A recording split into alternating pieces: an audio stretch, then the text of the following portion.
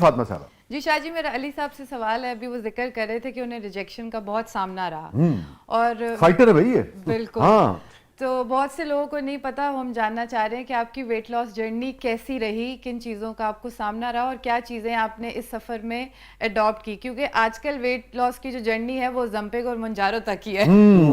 तो आपकी जर्नी कैसी थी? अच्छा, पहली बात तो ये कि मैं शाहजी बहुत बड़ा फूडी हूँ। ओह, बहुत बड़ा फूडी। वो तो मुश्किल काम यानी था। मेरे लिए सुबह से लेके रात तक जो है वो खाने की गुफ्तगू मुझसे करते रहे तो मैं करता रहूंगा कि आज क्या बनना है घर में। पट्टियां मुंडे लंगर भी बहुत करते हैं। मेरा कहते ताटा चक्कर लगी है ऐसा। मेरा जो वेट लॉस जर्नी था वो एक्चुअली मैंने जो पहला प्ले किया था ना, तो वो मैंने टेलीविजन पर देखा तो मुझे लगा कि यार मैं तो अच्छा नहीं लग रहा। अब वो आम जिंदगी में आप जैसे हैं और फिर वो कैमरा 10 पाउंड ऐड कर देता है आपके वेट और में, उसका जरूर करता है जिसका यानी कि वजन ऊपर की तरफ और हो ना, जिसका मुंह गोल हो उसका वो तो बिल्कुल 20 नहीं, पाउंड कर बिल्कुल देता नहीं है। करता। Yes yes yes. तो वो वहां पे मुझे रियलाइज हुआ, तो मैंने जिम भी किया, मैंने रनिंग भी की और मैंने 1 मील अ डे करना शुरू कर दिया। मैंने बहुत साल पहले की बात है, ये मैंने शुरू कर दिया था। तो अब आजकल लोग 1 मील अ डे करते हैं, ओमैड कहते हैं उसको। तो वो बस उसके अंदर ये था कि बड़ी मजे की बात मैं आपको बताऊं कि मैं रनिंग करने के लिए जाता था, तो मैं क्योंकि ओवरवेट था, मैं 103 केजीज टाइप मेरा वेट हो चुका हुआ था, तो मुझसे रनिंग होती ही नहीं थी। तो एक दफा पार्क में एक लड़की रनिंग करती हुई आई, बाहर से भागती हुई आई और उसने आकर कुछ 10 चक्कर लगाए होंगे कम से कम, और मैं एक आधे चक्कर के बाद रुक के बस वॉक कर रहा था, तो मैं देख रहा था। तो एक दिन मैंने ये फैसला किया कि मैं इसके पीछे भागना शुरू करता हूँ और मैं देखता हूँ कि मैं कितना भाग सकता हूँ। तो वो ये हुआ कि चक्कर लगाने का बेहतरीन तरीका एक मोटिवेशन मुझे उस लड़की से मिली। मुझे नहीं तो मुझे उस लड़की का ना नाम पता था, ना ये पता था कि वो कौन है, ना मैंने उससे कभी बात की। बस मेरा वजन यही कम मोटिवेशन कराएगी। ये थी कि मैंने जितना ये भाग रही है ना उतना भागना है। और यकीन करें कि एक वक्त आया कि घर चलेगी तो वो भजी हाँ, मैं भागता रहता था। वो चली गई, उन्हें रोटी शोटी खा के सो भी गई, मैं भजी जा रही। तो मैं I still run 45 minute straight. और वो आज तक आदत मेरी नहीं गई। Very good. और उसमें कई कई ऑन अ गुड डे वो 50-55 मिनट्स पे चला जाता है, बट 45 मिनट्स करने का तो वो है कि जो बेंच मार्क है उसको तो आपने हिट करना ही करना। वाह। सो ये है, बट ये कि मेरा बहुत प्लस माइनस होता रहता है वेट साल में। तो अली का तजुर्बा ये है कि भाई अगर आपने वजन कम करना है तो लड़की के पीछे अपने लिस्ट में है। अली फातिमा साहब, क्या है प्रोग्राम किस मतलब में? जी तो अली साहब, अब हमारा सेगमेंट है जिसका नाम है पब्लिक सब जानती है। तो पब्लिक के पास कुछ सवाल हैं आपके लिए, वो चल के देखते हैं, लेकिन उससे पहले मेरे पास भी सवाल है। जनाब। अली साहब ने अभी ब्रेक से पहले बताया था कि उनकी शादी बहुत जल्दी हो गई थी, तो लव मैरिज हुई थी? मना किया गया मुझे इसके बारे में सच बताने से। नहीं, आप ये समझिए कि नहीं, मना किसने किया? अब्बू ने मना किया, अम्मी ने किया, बेगम साहब ने किया? आप खुद गेस करें कि इसमें से यार कौन- असल में ना शादी के लव मैरिज के मामले में ना हजारों चीजें होती है। मतलब 40 साल के बाद बुजुर्गों को पता लगता है कि हम जो अरेंज मैरिज हमने की थी बच्चे की, वो तो लव मैरिज थी। अच्छा, मुझे ये लगता है कि बाजुकात, ये आपकी बात से ही बात मेरे जहन में आई है कि बाजुकात जो आपको अरेंज लग रही होती है ना, आपको बाद में जाके एहसास होता है कि ये लव ही था। ये तभी तो आप सारा कुछ प्ले अलोंग कर रहे थे, वरना इतनी आसानी से मेरे जैसा बच्चा अरेंज मैरिज कर नहीं सकता। लेकिन बहरहाल हमारी एक अरेंज लव मैरिज थी। मेरे अब्बा ने हमना को देखा था पहली बार। अच्छा। और हमना मेरी बहुत अच्छी दोस्त थी, मेरी कुलीग थी। अच्छा, आपके खानदान से नहीं? नहीं नहीं नहीं। बहुत मेरी कुलीग थी मेरे साथ, हम टीवी में भी काम करती थी, फिर A+ में भी काम करती थी। तो ये मेरे कजन्स की दोस्त होती थी। अच्छा। मेरे साथ दोस्ती तो थी बहुत, लेकिन मेरे कजन्स के साथ इनकी जरा फ्रैंकनेस वाली दोस्ती थी।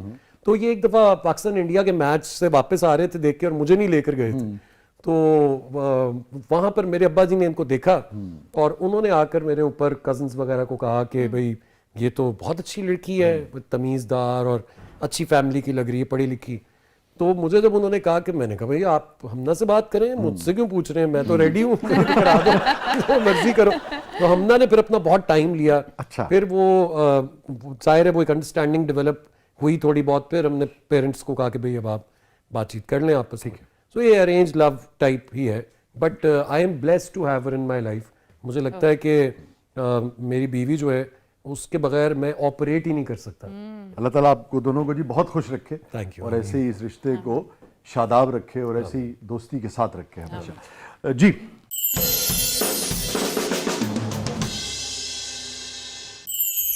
मेरा आपसे ये सवाल है कि आप अपने वालिद साहब को ट्रिब्यूट करने के लिए उनका कौन सा ऐसा रोल है जो आप करना पसंद करेंगे?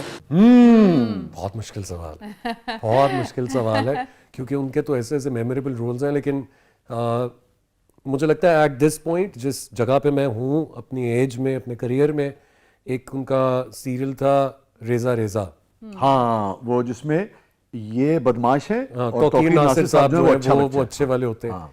तो वो और उनका बड़ा एक हिट डायलॉग था, आफरीन है भाई, हाँ आफरीन बहुत पॉपुलर बहुत पॉपुलर था।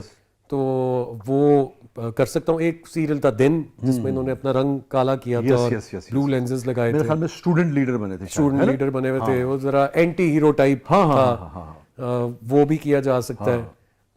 तो ये दो at the top of my mind ये रेजा रेजा वाला बहुत अच्छा याद किया आपने। अरशद तबस्सुम साहब थे ना? अरशद तबस्सुम अरशद साहब। तबस्सुम साहब थे, अरशद हाँ, तबस्सुम yes, साहब। पर ये जब भी इनकी माँ होती हैं पापा की, नेगेटिव रोल थे दोनों के ना।